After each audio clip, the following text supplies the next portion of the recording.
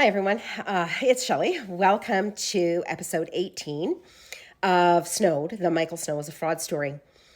So, we're into about the summer of 2021, and by this time, Mr. Snow had pretty much dropped the whole school idea. He was over that, and really, he'd spent all the investors' money, and there were no more investors. So, that was done. At that point now, he said he would just have to wait until his money was unlocked before he could move forward with that. So that's where we were with that. Of course, with no money come in, I was not able to make these payments. So, as you know, my car got repossessed and the Jeep was next. So there were bailiffs coming to my house. I was getting calls every day, multiple times a day from creditors. I was begging Mr. Snow to let that Jeep be repossessed because that was affecting me. That completely and utterly affected me, not him. He refused because, of course, his money would be coming any day, and he loved that Jeep. He really loved that Jeep. So he just hid it. He hid it in his shop. That's where it stayed. So by the summer of 2021, Mr. Snow had to go to Ontario. His ex-wife Julie was moving out of her home and needed him to come and deal with his possessions that were still in her basement, as well as the Range Rover that was sitting in her driveway that didn't actually run.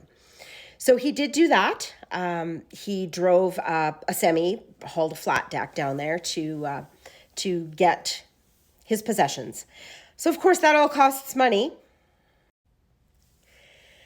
So I think it's a really good time to talk to you tell you the Range Rover story. I've been hinting all the way through that it's you're going to hear more and more about the Range Rover, and there's still more to come. But I'm going to tell you Range Rover lady's story. Now, Range Rover lady is out of Alberta. She was the woman before me. Now, she tells me that it was the same scenario, exact same scenario, traveling. This time Karen was with them. Karen was backing up all of Mr. Snow's bullshit. It was, he's believable. And when he's got his friends backing him up, it's hard to see past that. And he's really good at what he does. And I'm going to give you some more examples before this series is done. So, she ended up purchasing drones, laptops, Mac laptops that he still uses today, and numerous other things, some bikes for him and Karen. And Karen has one still. I sold the other one. So he did the very same thing to her that he did to me and other women. He convinced her to finance a car, and he chose a Range Rover. So what he does is, of course, he convinces you that you're in a relationship, and she financed the Range Rover just like I did the Jeep. And then he puts it in his name. He registers that vehicle in his name, and legally that vehicle becomes his. Now, because Mr. Snow doesn't actually pay for anything with his own money, he has zero regards for anything. Anything. So I'm going to show you a few pictures of what the Range Rover looked like by the time he was done with it.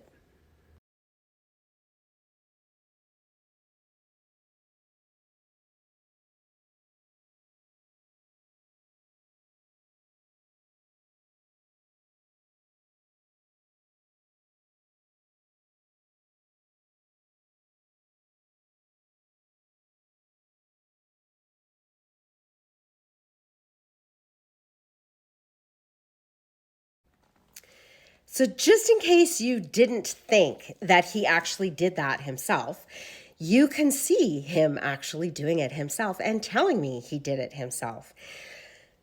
Yeah, because he's got zero regard for anything because he didn't pay for that. Now, Range Rover lady had asked repeatedly to have that car given back to her, as she was now making the payments, and he was in a completely different relationship, which was with me.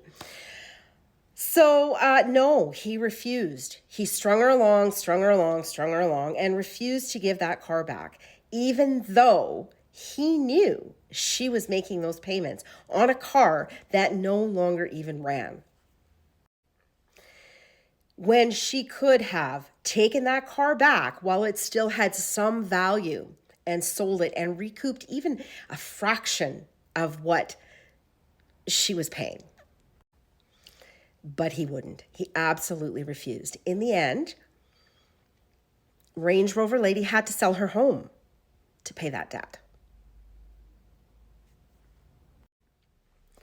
She's moved on, but she's a very smart, successful, intelligent businesswoman as well. And she does not want her name used. She does not want to be exposed. And I got you, sister. I got you. But I'm going to tell your story. Thank you. Now stay tuned, because you will hear a little bit more about the Range Rover towards the end of the series, of what actually happens in the end to the Range Rover.